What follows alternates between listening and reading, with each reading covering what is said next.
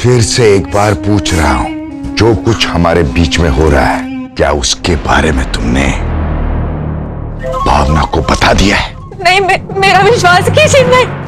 झूठ!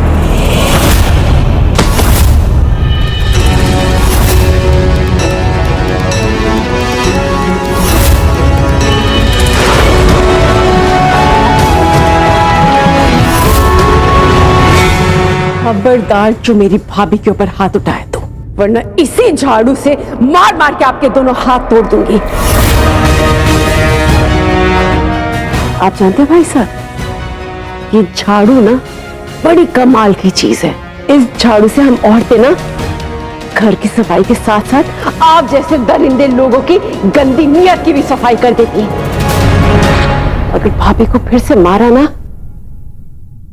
तो मैं आपका इस घर से सफाया कर दूंगी।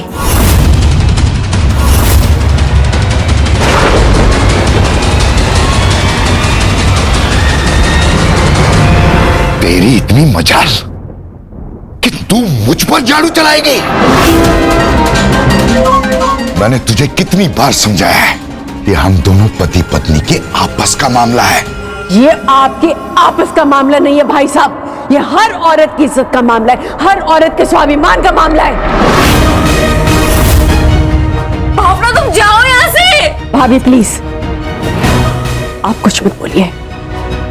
मैंने आपको कसम दी थी कि मैं किसी से इस बारे में कुछ नहीं कहूंगी, लेकिन मैंने ये कसम नहीं दी थी कि मैं भैया को आपके ऊपर हाथ उठाने दूंगी।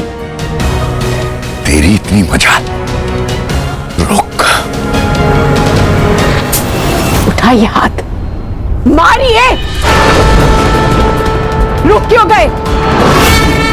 बंद दरवाजे में तो बड़ी मर्दानगी दिखाते हैं, जरा आज मैं भी देखती हूँ कि खुले दरवाजे में भी कितनी हिम्मत करते आप एक औरत के ऊपर हाथ उठाने की। उठाइए हाथ।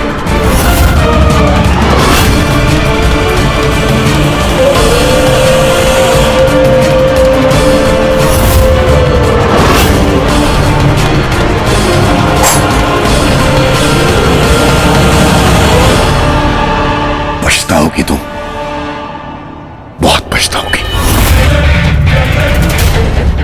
तुम दोनों।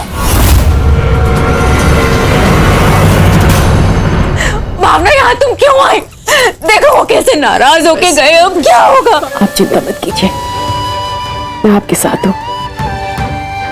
आप अकेली नहीं है, और आप भाई साहब की चिंता मत कीजिए,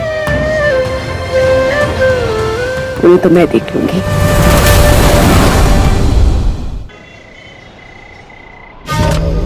अरे तू होती कौन है? होती कौन है तू भावना? हम पति पत्नी के बीच आने वाली। अरे पत्नी हमारी है, हम चाहे उसे प्यार करें, चाहे रखें, चाहे उसे उठा के घर से बाहर तालाब में फेंक दे। तू होती कौन है? हम पति पत्नी के बीच आने वाली भावना शास्त्री। What? इस बार अगर तुमने बीच में आने की कोशिश की ना भावना शास्त्री, तो बता रहे हैं कि हम क्या बताना चाह रहे भाई साहब?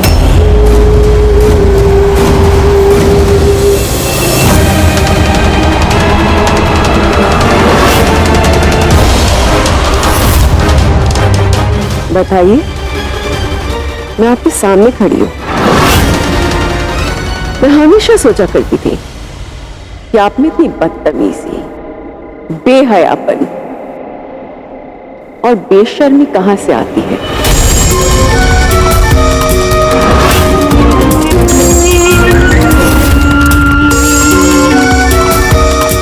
अब पता चला। जी,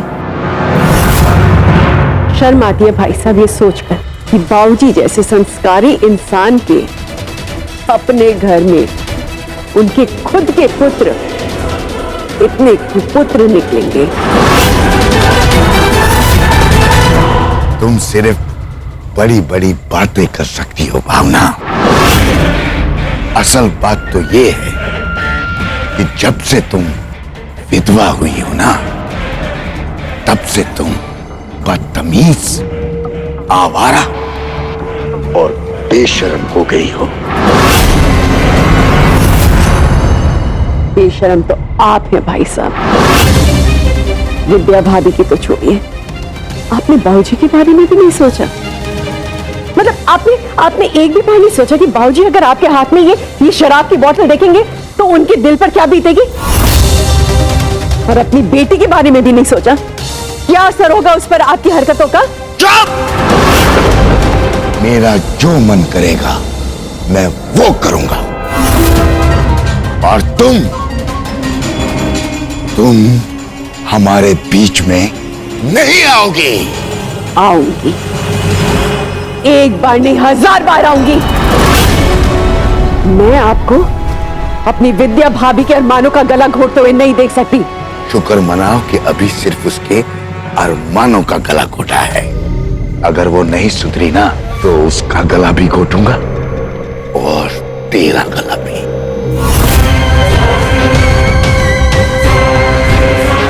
मैं भी देखता हूं कैसे बचाएगी तू उसको। अभी तो सिर्फ उसे अस्पताल पहुंचाया है, अगली बार उसे सीधे शमशान पहुंचाऊंगा।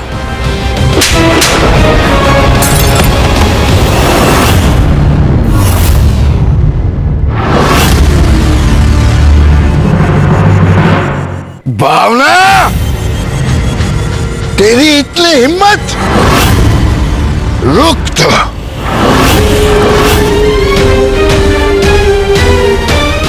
आज मैं तेरा किस्सा ही खत्म कर देता हूं। मुझ पर हाथ उठाती है।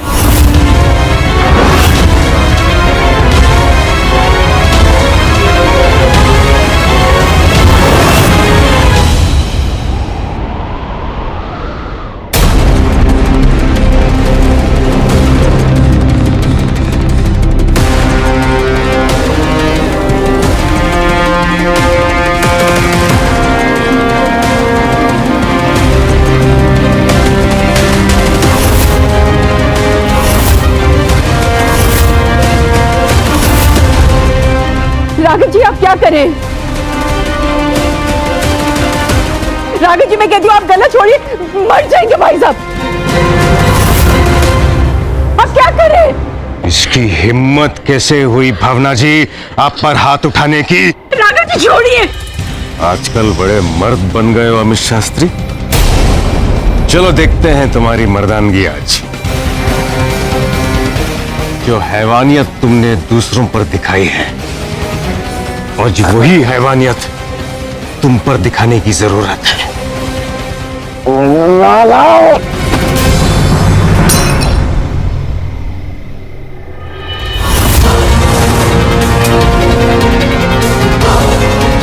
जमाना बराबरी का है भावना जी। अबे छोड़! पागल हो गया ना? भावना जी हिसाब बराबर कीजिए। हाथ उठाना, किसी भी तरह की हिंसा करना गलत है, लेकिन उससे कहीं ज्यादा गलत उठते हुए हाथ को ना रोकना। इस आदमी के हाथों को रोकने का एक ही तरीका है, इसी की भाषा में इसे समझाना। इस देश में जरूरत पड़ने पर मां दुर्गा ने भी काली मां का रूप धारण किया था, तो किसी और औरत के आत्मसम्मान के लिए, उसकी इज्जत के लिए, उसकी सुरक्षा के लिए अब इस औरत को भी माता चंडी का रूप लेकर बुराई का संहार करना होगा। लीजिए भावना जी, लीजिए।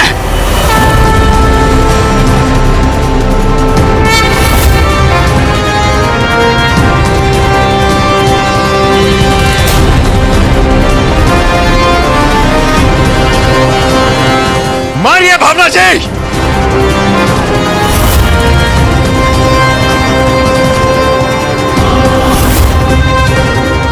भावना रुक! पागल हो गई है क्या तू? इस राघव की बातों में आकर तू अपने जेठ पर हाथ उठाएगी?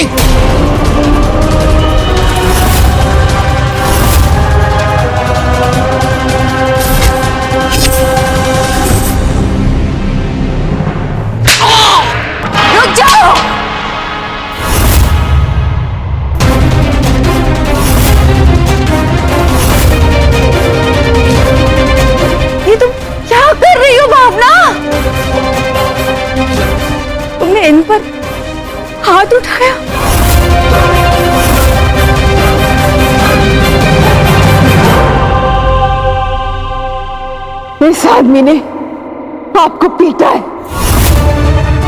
एक बार नहीं 1000 बार पीटा है, और आज आप इन्हीं को बचा रही है। किस लिए? ताकि ये फिर से किसी औरत पर हाथ उठाए। विद्या भाभी, आपकी चुप्पी भी उतना ही बड़ा अपराध है जितना बड़ा अपराध इस आदमी का हाथ उठाना। कहीं ऐसा ना हो किसी दिन आपको यह एहसास हो कि भावना जी भी आपके साथ खड़ी थी, मैं भी आपके साथ खड़ा था, कानून भी आपके साथ था। अन्याय के खिलाफ आप खड़ी हो सकती थी, लेकिन नहीं हुई।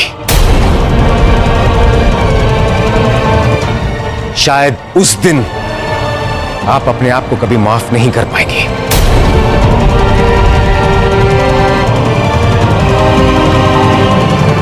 अभी थोड़ी हिम्मत मैंने की है, थोड़ी हिम्मत आप कीजिए। किसी से डरने की जरूरत नहीं है। हमें आपके साथ में, हम हैं भाभी। आप बस एक इशारा कीजिए विद्या भाभी, ये आदमी आईपीसी एक्ट 498A के तहत 3 से 5 साल जेल के अंदर होगा।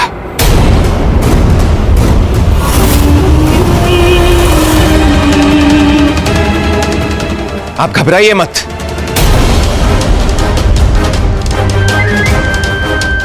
विद्या,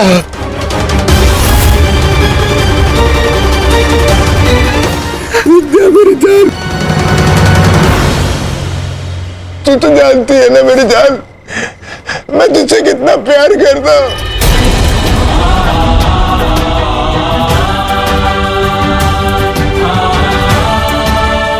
गलती होगी मुझसे यार, माफ कर देना यार विद्या।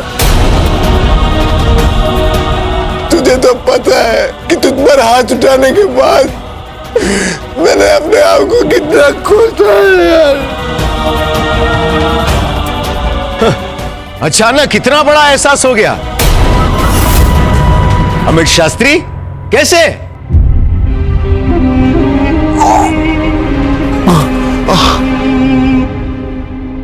तुमने एहसास दिलाया मुझे राघव भैया, और मेरी प्यारी बहन भावना ने एहसास दिलाया मुझे मैं कितना गलत था। विद्या, आई एम सॉरी विद्या, माफ कर देना मेरी जान।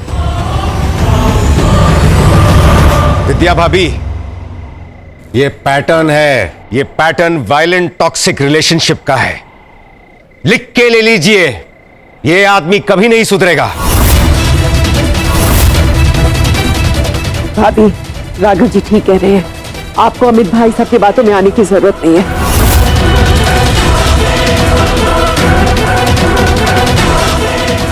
बस कर यार भावना, मैं भी एक बेटी का बाप हूं। मुझे एहसास हो गया है तुम भी किसी की बेटी हो, मुझे तुम पर हाथ नहीं उठाना चाहिए। भाभी, आपसे फिर से कह रही हूं, भाई साहब की झूठी झूठी बातों में आने की जरूरत नहीं है। आप खुद ही सोचिए, खुद ही समझिए।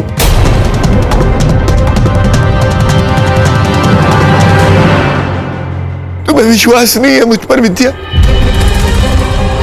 आपको भी मुझ पर विश्वास नहीं है राघव भैया? और भावना, तुम मुझ पर विश्वास नहीं कर सकती तो ठीक है विद्या, इन हाथों से मैंने तुम्हें मारा था ना, तो आज मैं इन हाथों को सजा दूंगा, इन्हें तोड़ दूंगा, मैं तोड़ दूंगा। मैं ये हाथ ही तोड़ देता हूं ये हाथ।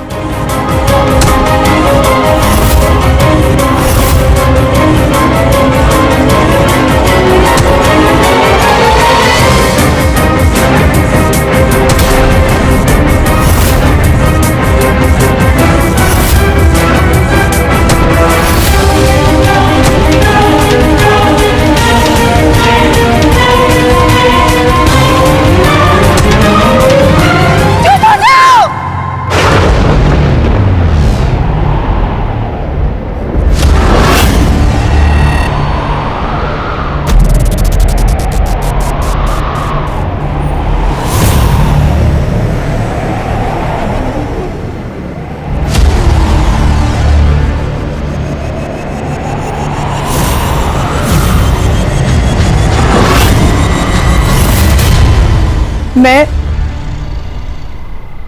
इन्हें एक और मौका देना चाहती हूँ।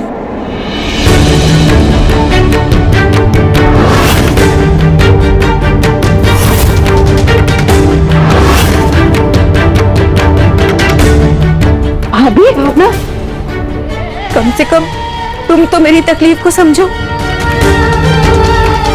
मैं अपना घर बचाना चाहती हूँ बस। और राघव जी, आपका तो कानून भी कहता है ना, गुनहगार को एक मौका तो मिलना चाहिए। मौका? मौके दिए आपने विद्या भाभी।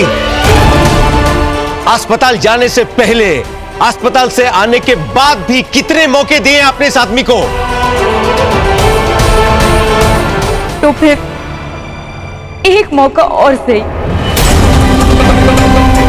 मेरी आरुषि, मेरी बेटी की खातिर उसे अपने पापा की जरूरत है।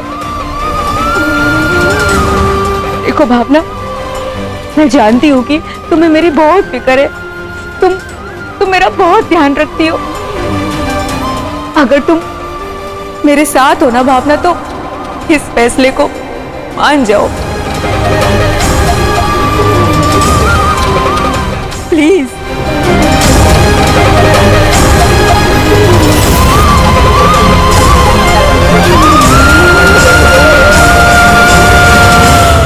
विद्या,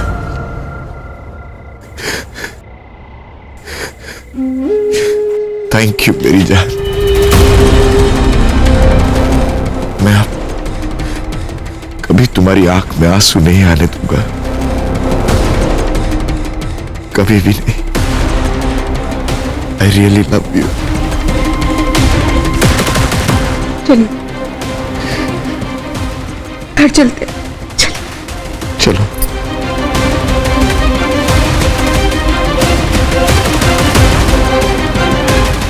चप्पल मैं लेके आती हूँ।